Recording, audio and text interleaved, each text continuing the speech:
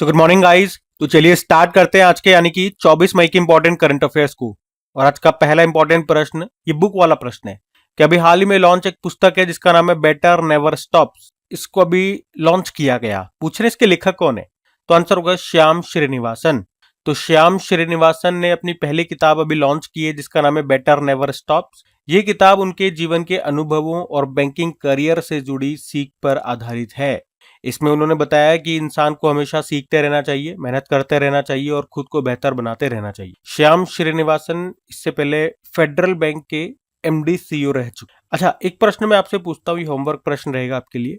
America का जो federal reserve है, जैसे हमने बताया था कि भारत का सेंट्रल बैंक है आरबीआई, उसी तरह से अमेरिका का है फेडरल रिजर्व। और अभी इसके नए हेड बने थे, अभी कुछ दिन पहले ही हमने पढ़ा है। तो बस मैं आपसे यही पूछ रहा हूँ कि उसके नए हेड का नाम क्या है, ये आपको बताना है। आपके लिए होमवर्क प्रश्न है।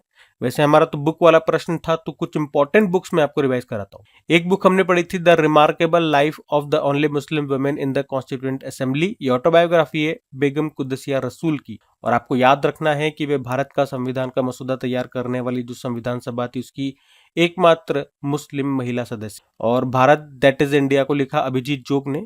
The 11th hour quintet of stories को सलमान रुश्दी ने लिखा। Kashmir in the line of fire को रंजन महाजन ने। व्हेन इट ऑल बिगिन को राकेश मारिया ने। सनातन संस्कृति के अटल दृष्टि अटल जी के ऊपर है ये बुक, वासुदेव देवनानी ने लिखा जो कि राजस्थान विधानसभा के अध्यक्ष हैं। The great sanction hack Urjit Patel ने लिखा, ये आरबीआई के फॉर्मर पूर्व गवर्नर रह चुके हैं, वर्तमान में तो इंटरनेशनल मॉनेटरी फंड के एग्जीक्यूटिव डायरेक्टर हैं। मोदी युग में भारत का आर्थिक सशक्तिकरण, इसको लिखा सिकंदर कुमार ने। My idea of nation first को उदय माहुरकर ने लिखा। और महामना वांग्मय ये पंडित मदन मोहन मालवीय जी के लेखनों और उनके भाषणों का संग्रह है, कलेक्शन है। अब इसका ये दूसरा संस्करण आया, इसको लॉन्च किया हमारे वाइस प्रेसिडेंट सीपी राधाकृष्णन जी ने। In service of the nation reflection of a bureaucrat को लिखा प्रताप सिंह ने। अनलाइकली पैराडाइज को लिखा संजय राउत ने, जो कि शिवसेना के नेता और राज्यसभा सांसद है। The curious and the classified को मनोज मुकुंद नरवणे जी ने, जो हमारे पूर्व सेना प्रमुख हैं। 4 स्टार ऑफ डेस्टिनी भी इन्हीं की है। वाई द कॉन्स्टिट्यूएंट मैटर को पूर्व सीजीआई डीवाई चंद्रचूड़ ने। और अभी 2 बुकें आई थी, the bench, the bar, the bizarre and the lawful and the awful, इसको हमारे जो सॉलिसिटर जनरल है तुषार मेहता उन्होंने लिखा। तो यहाँ पे 15 बुक्स है, ये हमने रिवाइज किए, ध्यान में रखना। अगला प्रश्न देखते हैं। फिर अगले में पूछ रहे हैं, हाल ही में वर्ष 2026 के गोडाई स्ट्रोनाइक पुरस्कार से किसे सम्मानित किया गया? तो आंसर होगा चंद्रयान 3 मिशन को। तो अभी एक्चुअली में इसरो का ही तो है चंद्रयान 3 मिशन। तो इसरो को अंतरिक्ष विज्ञान के क्षेत्र में एक बहुत बड़ा सम्मान मिला है।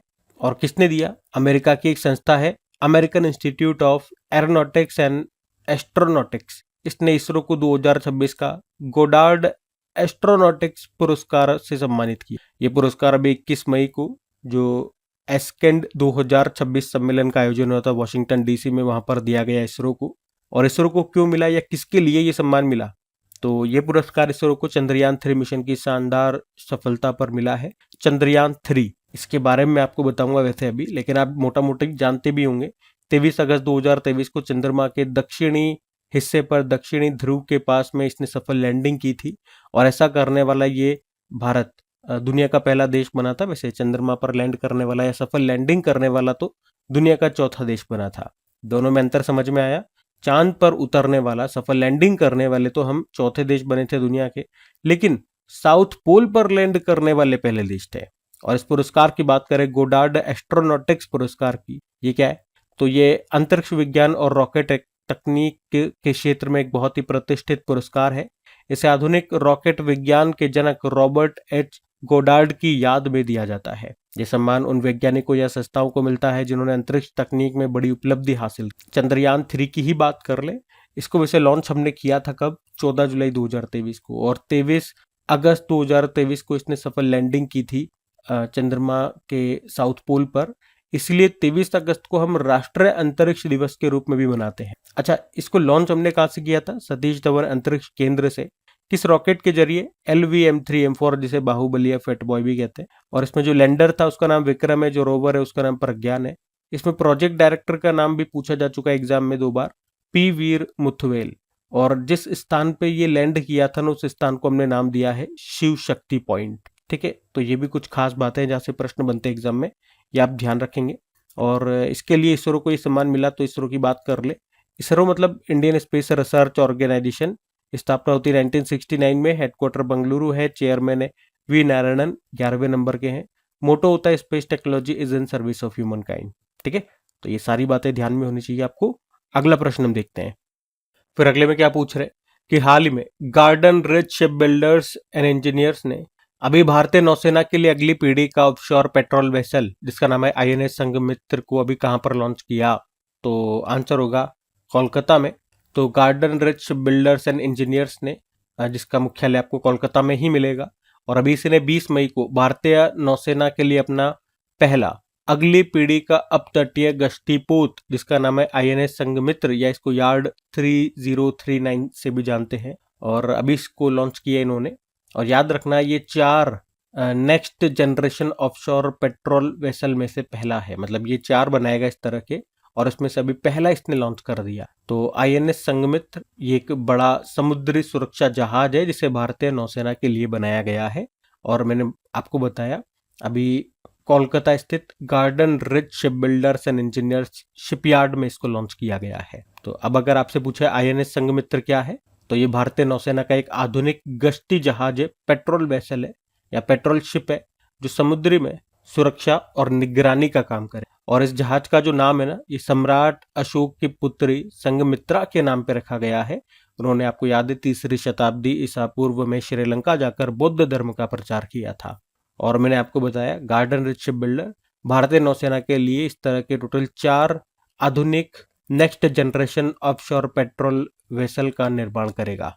अब यहाँ पे कुछ इंपॉर्टेंट जानकारियां मैं आपको दूं। वैसे अगर बात करें ना कि इस तरह के जो जहाज है, कौन से next generation offshore patrol vessel, इस तरह के जितने भी बनने हैं ना भारतीय नौसेना के लिए, तो उसमें तो वैसे ये दूसरा है आईएनएस संघमित्र। इससे पहले आईएनएस साची आ चुका है, लेकिन उसको बनाया था गोवा शिपयार्ड लिमिटेड ने। लेकिन आईएनएस संघमित्रा को भी आपने नोटिस किया होगा, मैंने पहला बोला है। अब उसका कारण क्या है वो मैं आपको समझाता हूँ।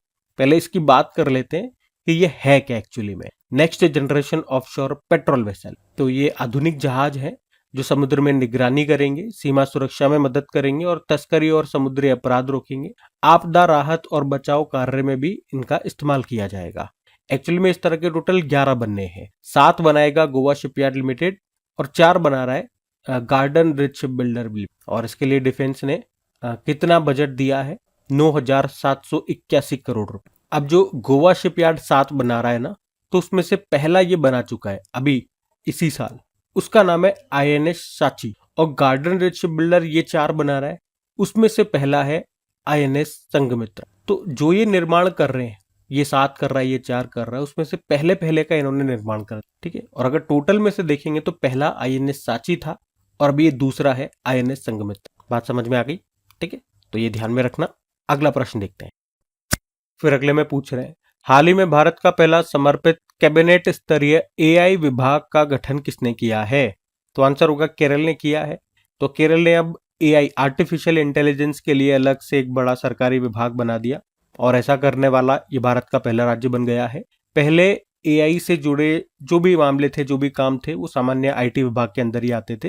लेकिन अब केरल सरकार ने एआई को इतना महत्वपूर्ण माना है कि उसके लिए अलग से विभाग ही बना दिया, और इस विभाग की जिम्मेदारी उन्होंने सौंपी है पीके कुनहाली कुट्टू को। वैसे उनके पास आईटी, उद्योग और स्टार्टअप ये सब विभाग भी हैं, और अब एआई का विभाग भी इनके पास होगा। और सरकार ऐसा क्या कर रही है जिसके लिए इसने अलग से ये विभाग बना दिया? तो सरकार चाहती है कि नई टेक्नोलॉजी से रोजगार बढ़े, स्टार्टअप्स और कंपनियां आए, सरकारी काम तेज और स्मार्ट बने, एआई का उपयोग जनता की सेवाओं में हो। तो अलग से विभाग होगा तो ज्यादा से ज्यादा एआई के ऊपर ये काम कर पाएंगे, उसीलिए इन्होंने अलग से इसके लिए विभाग बना दिया। और इतना ही नहीं, केरल तो ऐसा करने वाला पहला राज्य बन गया, और इसके बाद तमिलनाडु में भी, जहाँ पे जोसेफ विजय अभी थलापति नए मुख्यमंत्री बने, तो तमिलनाडु केरल के बाद ऐसा करने वाला दूसरा राज्य बने। लेकिन बात तो केरल की है, क्योंकि पहला राज्य तो ये है, तो ये रहा मैप में केरल। और कैपिटल तिरुवनंतपुरम हो गई है। नए मुख्यमंत्री वीडी सतीशन बने। गवर्नर है राजेंद्र विश्वनाथ अर्लेकर। राजकीय पशु हाथी हो गया। पक्षी है ग्रेट हॉर्नबिल पुष्प है कोनिकोना। वृक्ष है नारियल का फल है कटहल। मछली है ग्रीन क्रोमाइट।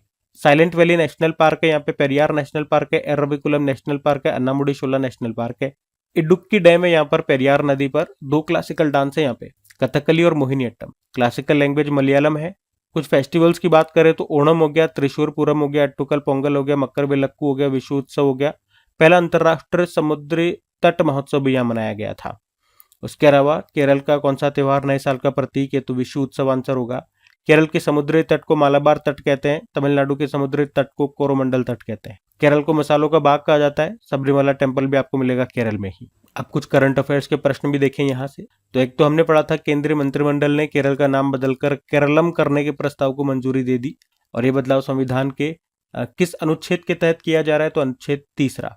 और केरल सरकार ने टाइडल फ्लडिंग, टाइड्स के कारण जो बाढ़ आती है, तो उसको राज्य विशिष्ट आपदा, स्टेट स्पेसिफिक डिजास्टर घोषित किया। भारत की पहली व्यापक ग्राफीन नीति को मंजूरी दे दी इसने।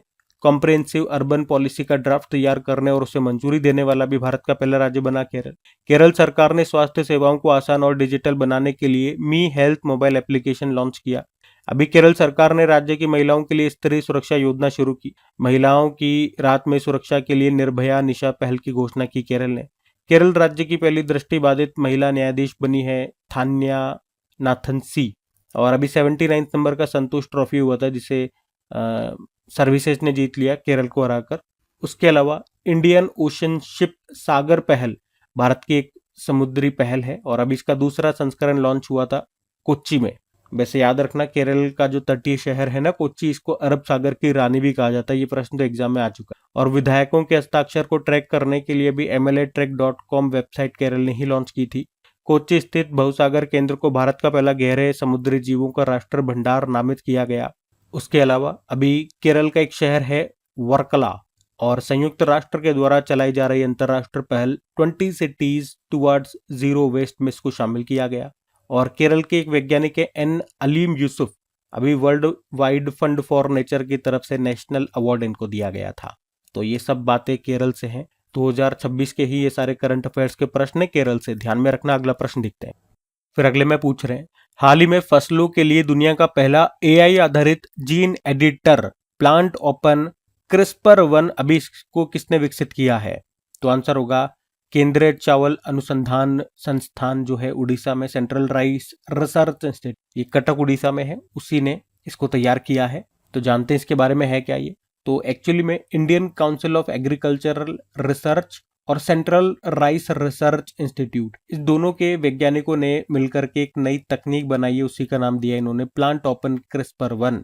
क्या ये तकनीक, तो ये पौधों के DNA को बहुत सटीक तरीके से बदलने वाला एक स्मार्ट टूल है। पहले वैज्ञानिकों को जीन एडिटिंग के लिए कुछ खास बैक्टीरिया वाले प्रोटीन चाहिए होते हैं, लेकिन अब AI खुद बेहतर डिजाइन तैयार कर, मतलब जीन एडिटिंग कर सकते। क्या होता है जीन एडिटिंग, पहले उसके बारे में। जीन एडिटिंग का मतलब है पौधों के DNA में छोटी छोटे जरूरी बदलाव करना, जिससे क्या होता है, अगर फसल जल्दी खराब होती है तो उसे मजबूत बनाया जा सकता है। अगर पानी कम सहन करती है, मतलब उस फसल को पानी ज्यादा चाहिए, तो जीन एडिटिंग करके हम उसको ऐसा तैयार कर देंगे कि कम पानी में भी अच्छी फसल बन जाए। अगर उत्पादन कम हो रहा है तो जीन एडिटिंग करके हम उसको ज्यादा पैदावार वाली फसल बना सकते हैं। यानी कि जो भी पौधे की कमियां हैं उसको हम सुधार सकते हैं जीन एडिटिंग कर, मतलब उसकी कमियों को सुधारना। और ये पहली बार नहीं है, पहले भी करते ही थे, लेकिन मैंने आपको बताया पहले वैज्ञानिकों को जीन एडिटिंग करने के लिए कुछ खास बैक्टीरिया वाले प्रोटीन की जरूरत पड़ती, लेकिन अब AI की मदद से हम ऐसा करेंगे।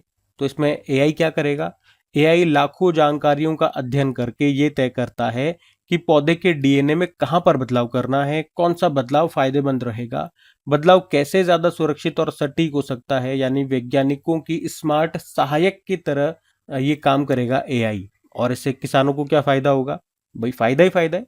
अच्छा पौधा बनेगा तो इससे ज्यादा उत्पादन होगा, कम पानी में खेती अच्छी होगी, मौसम से सुरक्षा, मौसम से सुरक्षा मतलब अगर सूखा पड़ गया या उतनी बरसात नहीं हुई जितनी फसल को चाहिए, क्योंकि क्लाइमेट चेंज के कारण आप देख ही रहे हो, जब बारिश चाहिए होती है जब नहीं हो रही है, जब नहीं चाहिए होती है तब हो जाती है, मतलब कुछ भी हो रहा है। तो मौसम से सुरक्षा मिलेगी इसको, बीमारी और कीटों से बचाव होगा, बीमारियां नहीं लगेगी, तो किसानों को फायदा ही। और इसकी सबसे खास बात क्या है कि इस तकनीक में पौधे के अंदर कोई बाहरी जीन स्थायी रूप से डालने की जरूरत नहीं है।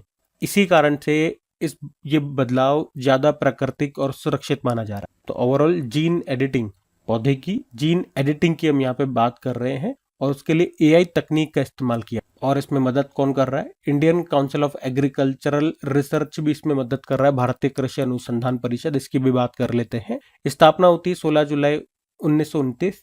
हेडक्वार्टर नई दिल्ली, डायरेक्टर है मांगीलाल जाट और राष्ट्रीय चावल अनुसंधान केंद्र, ये दोनों मिलकर के बना रहे हैं जिसका मुख्यालय हमने कहा कटक उड़ीसा में। ठीक है, ध्यान में रखना ये सब। अगला प्रश्न देखिए, फिर अगले में पूछ रहे हैं, हाल ही में आईआईटी कानपुर के जो डायरेक्टर हैं मनिंद्र अग्रवाल, इनको किस क्षेत्र में योगदान के लिए प्रतिष्ठित लंदन रॉयल सोसाइटी का फेलो चुना गया है? तो आंसर होगा सैद्धांतिक कंप्यूटर विज्ञान और गणित। तो मनिंद्र अग्रवाल, इनको गणित और कंप्यूटर विज्ञान के क्षेत्र में शानदार काम के लिए अभी रॉयल सोसाइटी का प्रतिष्ठित फेलो चुना गया। उन्होंने क्या किया? उन्होंने एक बहुत ही महत्वपूर्ण गणितीय तरीका बनाया है जिसे AKS प्रिमिलिटी टेस्ट कहा जा रहा है। तो क्या करता है ये तरीका? ये तरीका कंप्यूटर को जल्दी पता लगाने में मदद करता है कि कोई भी संख्या अभाज्य संख्या यानी कि प्राइम नंबर है या नहीं। आप सोच रहे होंगे कंप्यूटर के लिए तो बहुत आसान है, कंप्यूटर क्या करेगा मैं ही बता दूं, 3 हो गया, 5 हो गया, 7 हो गया। छोटे में तो कोई बता देगा कि बड़ी बड़ी जो संख्याएं होती, बहुत बड़ी बड़ी संख्या, अगर उनका पता लगाना हो तो 10 डिजिट की, 15 डिजिट की, 100 डिजिट की, बहुत बड़ी बड़ी संख्याओं के मामले में दिक्कत आती है। लेकिन अब इस तकनीक, जो इन्होंने तकनीक बनाई, जो तरीका इन्होंने बताया है, उसका इस्तेमाल करके जो कंप्यूटर है वो जल्दी पता लगा लेंगे कि कोई भी बड़ी संख्या प्राइम नंबर है या नहीं है। ये इन्होंने अभी एक खोज की है यूं समझो, और उसी के लिए इनको ये सम्मान मिला। तो fellow of royal society, royal society का फेलो चुना जाना, ये दुनिया का एक बहुत बड़ा वैज्ञानिक सम्मान है। रॉयल सोसाइटी की बात करें, इसकी स्थापना 1660 में हुई और इसी संस्था से पहले Isaac Newton, Albert Einstein, Charles Darwin जैसे महान वैज्ञानिक जुड़े रहे। बाकी मनिंद्र अग्रवाल की बात करें तो ये आईआईटी कानपुर के डायरेक्टर और एक विश्व प्रसिद्ध कंप्यूटर वैज्ञानिक हैं। इन्हें कई महत्वपूर्ण अवार्ड्स मिल चुके हैं, ये दो आप याद रख सकते हैं, जैसे पद्मश्री 2013 में मिला, शांति स्वरूप भटनागर विज्ञान एवं प्रौद्योगिकी पुरस्कार इनको 2003 में मिल चुका है। ठीक है, अब एक तरह से अवार्ड वाला ही प्रश्न है, कुछ इंपॉर्टेंट अवार्ड्स में आपको रिवाइज कर रहा हूँ आज। हमने पढ़ा था अरुंधति रॉय के बारे में, इनका एक मेमोयर संस्मरण आया था मदर मेरी कम्स टू मी, और इसको ऑटोबायोग्राफी कैटेगरी में 2025 के national book critics circle award से सम्मानित किया। 2026 का लता दीनानाथ मंगेशकर पुरस्कार दिया गया कैलाश सत्यार्थी को। 2026 का व्हीटली अवार्ड, जिसे ग्रीन ऑस्कर भी कहते हैं, अभी परवीन शेख और बरखा सुब्बा को दिया। आंध्र प्रदेश के जो मुख्यमंत्री एन चंद्रबाबू नायडू जी, इनको business reformer of the year 2025 का अवार्ड मिला। ब्रेक थ्रू प्राइज 2026 अभी किस भारतीय को मिला? डॉक्टर अतानुनाथ, असम के हैं ये वैज्ञानिक। वैसे कई लोगों को मिला है लेकिन ये भारतीय हैं, तो ये हमारे एग्जाम के लिए इंपॉर्टेंट रहेगा इनका नाम। ये जो ब्रेक थ्रू प्राइज है इसे ऑस्कर ऑफ साइंस भी कहते हैं। ब्रिटिश संसद में ग्लोबल ग्रीन आइकॉन पुरस्कार से सम्मानित किया गया विजय संतोष कुमार को। UNESCO Guillermo Cano World Press Freedom Prize 2026 दिया गया सूडानी पत्रकार सिंडिकेट को। पुलित्जर पुरस्कार 2026 आनंद आरके और सुपर्णा शर्मा को। डॉक्टर श्रीनिवास राव को हैदराबाद में साल 2024-25 के लिए प्रोफेसर MS स्वामीनाथन पुरस्कार से सम्मानित किया गया। मिस इंडिया 2026, अभी इसका आयोजन हुआ था 61वां संस्करण भुवनेश्वर में। इसको जीता किसने? साध्वी सेल ने, गोवा से। स्वीडन ने अभी पीएम मोदी को अपना सर्वोच्च सम्मान royal order of the polar star से सम्मानित किया। और उसके बाद जब ये नॉर्वे गए थे तो वहां का भी सर्वोच्च सम्मान इनको मिला, जिसको कहते हैं grand cross of the royal Norwegian order of merit. और अभी जब ये फिर इटली गए तो इटली में FAO फूड एग्रीकल्चर ऑर्गेनाइजेशन का मुख्यालय है, इटली की कैपिटल रोम में।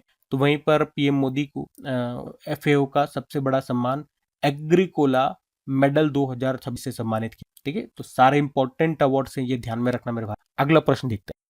फिर अगले में पूछ रहे हैं कि वीरा पासी की प्रतिमा का भी अनावरण किया गया, कहां पर किया गया? तो आंसर होगा उत्तर प्रदेश। तो लोकसभा में जो विपक्ष के नेता हैं राहुल गांधी, अभी उन्होंने अपने संसदीय क्षेत्र रायबरेली के लुधवारी गांव में पासी समाज के महानायक वीरा पासी की प्रतिमा, उनकी स्टैचू का अनावरण किया। वीरा पासी कौन थे? वे 19वीं शताब्दी के एक वीर स्वतंत्रता सेनानी थे और उनका जन्म 11 नवंबर 1835 को रायबरेली जिले के लोधवारी गांव में हुआ था। वे शंकरपुर रियासत के जो शासक थे राणा बेनी माधव बख्श सिंह, उनके विश्वसनीय सेनापति और सहयोगी थे। और जब 1857 का विद्रोह हुआ था या यूं कहें कि वीरा पासी जी ने 1857 के प्रथम स्वतंत्रता संग्राम में अंग्रेजों के विरुद्ध संघर्ष किया था। और लोक कथाओं के अनुसार ऐसा कहा जाता है, जब अंग्रेजों ने राणा बेनी माधव बख्शे सिंह को बंदी बना लिया था, तब वीरा पासी ने अद्भुत साहस दिखाते हुए उन्हें जेल से मुक्त कराया था।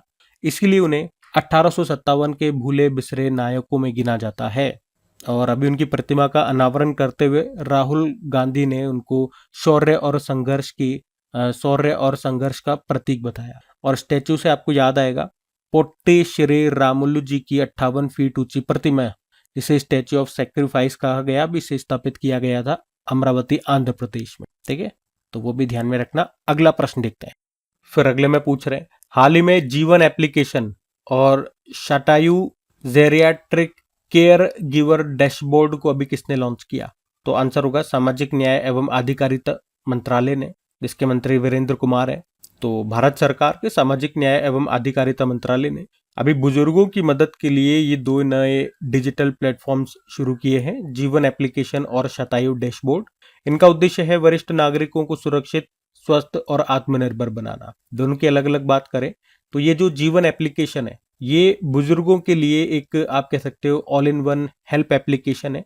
इसकी मदद से उन्हें जो भी सरकारी योजना उनके लिए आ रही है, हेल्थ सेवाएं, आपातकालीन सहायता होनी चाहिए, तो इन सब की जानकारी उनको एक ही जगह पर इस एप्लीकेशन में मिल जाएगी। और जो शतायु डैशबोर्ड है, ये एक डिजिटल सिस्टम हो गया, जो बुजुर्गों की देखभाल करने वाले जो प्रशिक्षित केयर गिवर्स होते हैं, देखभाल करता होते हैं, जो बुजुर्गों की सहायता करते हैं, तो उनकी जानकारी आपको इस डैशबोर्ड में मिले। मतलब यहाँ से आप पता कर सकते हो कि आपके जिले में जो प्रशिक्षित देखभाल करता है, केयर गिवर्स हैं, उनके बारे में आप जानकारी ले सकते हो। यहाँ से आप पता कर सकते हो कि कौन सा केयर गिवर कितना प्रशिक्षित है, ये आपको जानकारी मिल जाएगी। जो केयर गिवर्स हैं उसकी पहचान और रिकॉर्ड सत्यापित आप यहाँ पे कर पाओगे, ताकि जो बुजुर्ग है वो सुरक्षित रहे। सरकार को पता चलेगा कि भैया कहाँ पर देखभाल करने वाले लोग कम हैं, ताकि वहाँ पर वो ट्रेनिंग दे करके उस एरिया में केयर गिवर्स की देखभालकर्ताओं की संख्या बढ़ा सके। ठीक है, तो इन दोनों को लॉन्च करने का सरकार का उद्देश्य है बुजुर्गों को सुरक्षा और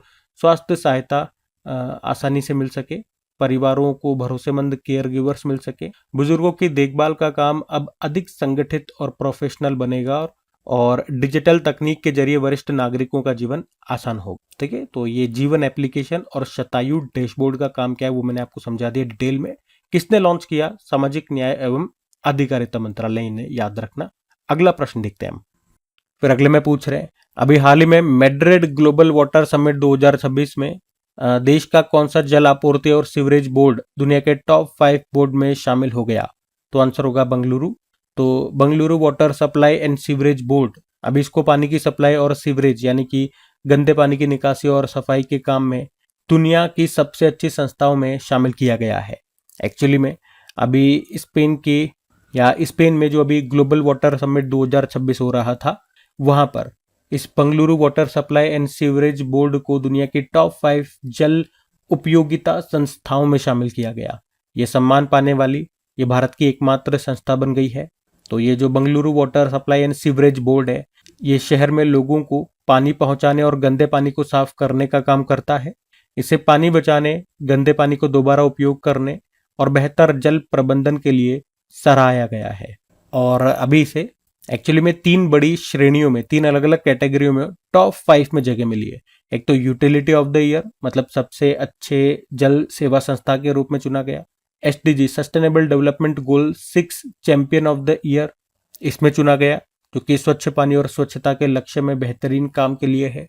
और water project of the year, सबसे अच्छी जल परियोजना के श्रेणी में भी इसको चुना गया है। ठीक है, तो ये ध्यान में रखना। अच्छा प्रश्न है। अगला प्रश्न देखते हैं। फिर अगले में पूछ रहे हैं, हाल ही में साउथ कोरिया में किस स्थान पर भारतीय युद्ध स्मारक का भी उद्घाटन किया गया? तो आंसर होगा इमजिंगक पार्क। तो एक्चुअली में अभी 21 मई को साउथ कोरिया के इमजिंगक पार्क में एक भारतीय युद्ध स्मारक बनाया गया, और इसका उद्घाटन हमारे जो रक्षा मंत्री राजनाथ सिंह ने किया। यह स्मारक उन भारतीय सैनिकों की याद में बनाया गया जिन्होंने कोरियाई युद्ध के दौरान मानवता की सेवा की। भारतीय सेना के 60 पैराफील्ड एम्बुलेंस यूनिट ने यहाँ पे घायल सैनिकों और आम लोगों का इलाज किया था। इस यूनिट में 627 सैनिक थे और उन्होंने लगभग 2,22,000 मरीजों का इलाज किया। उनकी बहादुरी और सेवा के कारण उन्हें मरून एंजल्स कहा जाता है। और ये इमजिंगाक पार्क क्यों महत्वपूर्ण है? तो कोरिया युद्ध के बाद यहाँ युद्ध बंदियों को रखा गया था। 1954 में यहाँ हिंद नगर नाम का एक शिविर बनाया गया था जहां पे इनको रखा गया था। यहाँ करीब 22,000 युद्ध बंदियों को उनके देशों में वापस भेजने से पहले रखा गया था।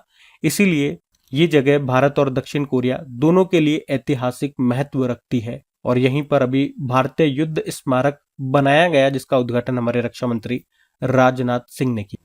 और वैसे मैं आपको बता दूं कि इस भारतीय मेडिकल यूनिट का जो नेतृत्व किया था वो लेफ्टिनेंट कर्नल एजी रंगराज ने किया था। और उनकी बहादुरी के लिए बाद में उनको महावीर चक्र से भी हमने सम्मानित किया था। तो इस स्मारक का महत्व क्या है? यह स्मारक भारतीय सैनिकों की सेवा और बलिदान को सम्मानित करता है और इससे भारत और दक्षिण कोरिया की दोस्ती और मजबूत होगी। दोनों देशों ने युद्ध वीरों की याद और संरक्षण के लिए एक समझौता भी किया। अच्छा, बात साउथ कोरिया की है। साउथ कोरिया में ये सब हुआ है तो साउथ कोरिया में आपको लिख करके चलता हूँ। देखो, साउथ कोरिया की कैपिटल सियोल होती है। Currency south Korean von, president है ली जाए-म्यूंग। और साउथ कोरिया और नॉर्थ कोरिया को डिवाइड करने वाली जो लाइन है उसको क्या कहते हैं? 38 डिग्री पर। अच्छा, यहाँ की स्पेस एजेंसी अभी नई बनी थी, याद रखना, कासा उसका नाम है, ठीक है। और स्कूल कक्षा में मोबाइल पर प्रतिबंध लगाने वाला विधेयक भी अभी साउथ कोरिया ने पारित किया था। अभी भारत और साउथ कोरिया के बीच में एक एक्सरसाइज हुआ था, इन रॉकेन एक्सरसाइज। पहली बार हुआ था ये, कहां पर? साउथ कोरिया के बुसान नौसेना बंदरगाह पर, जिसमें भारत की तरफ से आईएनएस सह्याद्री ने हिस्सा लिया था। अभी आपको याद हो तो साउथ कोरिया ने अमेरिकी राष्ट्रपति डोनाल्ड ट्रंप को अपना सर्वोच्च राष्ट्रीय सम्मान जिसे कहते हैं ग्रैंड ऑर्डर ऑफ मुंगुंगवा से सम्मानित किया। और यहाँ के पूर्व राष्ट्रपति यून सुक येओल को उम्र कैद की सजा सुनाई गई थी। उसके अलावा संयुक्त राष्ट्र यूनाइटेड नेशन ने म्यांमार में क्लीन कुकिंग प्रोजेक्ट को मंजूरी दी, जो पेरिस समझौते के तहत कार्बन क्रेडिट पाने वाली दुनिया की पहली परियोजना बन गई। उसके अलावा साउथ कोरिया में पहली बार एक रोबोट को बौद्ध भिक्षु यानी कि मॉन्क की तरह दीक्षा दी गई। इस रोबोट का नाम है गाबी। और ये और देखो, पिछले साल जो वर्ल्ड आर्चरी चैंपियनशिप हुआ था ना, साउथ कोरिया में ही हुआ था, जहां पे भारत ने 2 मेडल जीते। इस तरह से अब रैंकिंग में आप देखोगे तो भारत इसमें चौथे स्थान पर रहता, फ्रांस के साथ। टॉप पर साउथ कोरिया ही था। और याद रखना, भारत का पहला मेगा ग्रीनफील्ड शिपयार्ड जो बनेगा ये तमिलनाडु के थुथुकुडी में बनेगा। भारत और साउथ कोरिया मिलकर के बना, ठीक है। तो साउथ कोरिया से सारी बातें हो गई। बाकी ये थी आज की हमारी करंट अफेयर्स की क्लास। तो कमेंट करके जरूर बताना सेशन आपको कैसा लगा। अच्छा लगे तो प्लीज इसे अपने दोस्तों के साथ में स्टडी ग्रुप में एक बार शेयर जरूर करना। वीडियो को आपने लाइक नहीं किया तो लाइक जरूर करना। और इनकी पीडीएफ और प्रैक्टिस के लिए डेली क्विज ये आपको मिली जाती है अपनी क्रिक एग्जाम एप्लीकेशन में, जिसका लिंक डिस्क्रिप्शन बॉक्स में गिवन है। बाकी चलो अभी कल के करंट अफेयर्स का हम क्विक रिविजन कर लेते हैं और फिर हम सेशन एंड करते हैं। तो कल पहला प्रश्न क्या पूछा था? अभी 2026 का अंतरराष्ट्रीय बुकर पुरस्कार किस पुस्तक को मिला है? तो ताइवान ट्रेवलॉग को मिला है, जिसके लेखक एक ताइवानी लेखक ही हैं, यांग शुआंगजी। फिर अगले में आपसे पूछा कि अभी 2025-26 का जो इंडियन सुपर लीग है इसका खिताब किसने जीत लिया? पहली बार जीता ईस्ट बंगाल फुटबॉल क्लब ने। फिर अगले में आपसे पूछा गया कि एक बुक आई है all time favourite friendship stories, इसके लेखक कौन है? तो रस्किन बॉन्ड ने इस बुक को लिखा है। कॉमनवेल्थ शतरंज संघ के अध्यक्ष बन गए अभी फिर से भरत सिंह चौहान इनका नाम है। और फूड एंड एग्रीकल्चर ऑर्गेनाइजेशन ने एग्रीकोला मेडल 2026 से सम्मानित किया प्रधानमंत्री नरेंद्र मोदी को। भारत ने किस देश के सहयोग से वर्ष 2027 को कल्चर और टूरिज्म का साल घोषित किया? तो आंसर होगा Italy. UNESCO world heritage convention के आधिकारिक सर्वे में दुनिया की दूसरी सबसे लंबी जीवित दीवार के रूप में किसे मान्यता दी गई? तो कुंभलगढ़ किले की दीवार को। और फिर आपसे पूछा कि पंजत महोत्सव ये कहां पर मनाया गया? तो आंसर होगा जम्मू कश्मीर में। फिर पूछा श्रमिकों और नियोक्ताओं को जोड़ने वाला एक मुक्त डिजिटल रोजगार मंच श्रम मित्र एप्लीकेशन को अभी किसने लॉन्च किया? तो आंसर होगा हरियाणा ने इसको लॉन्च किया। फिर आपसे पूछा था विश्व कछुआ दिवस मनाया गया, तो आंसर होगा 23 मई। बाकी चलो कल का भी होमवर्क प्रश्न देखते हैं और सेशन एंड करते हैं। एक बुक आपसे पूछी थी टाइड्स ऑफ टाइम, इस बुक को किसने लिखा? तो आंसर होगा सुधा मूर्ति ने। आप सभी ने प्रश्न का बिल्कुल सही उत्तर दिया। अब ये रहा आज का आपका होमवर्क प्रश्न।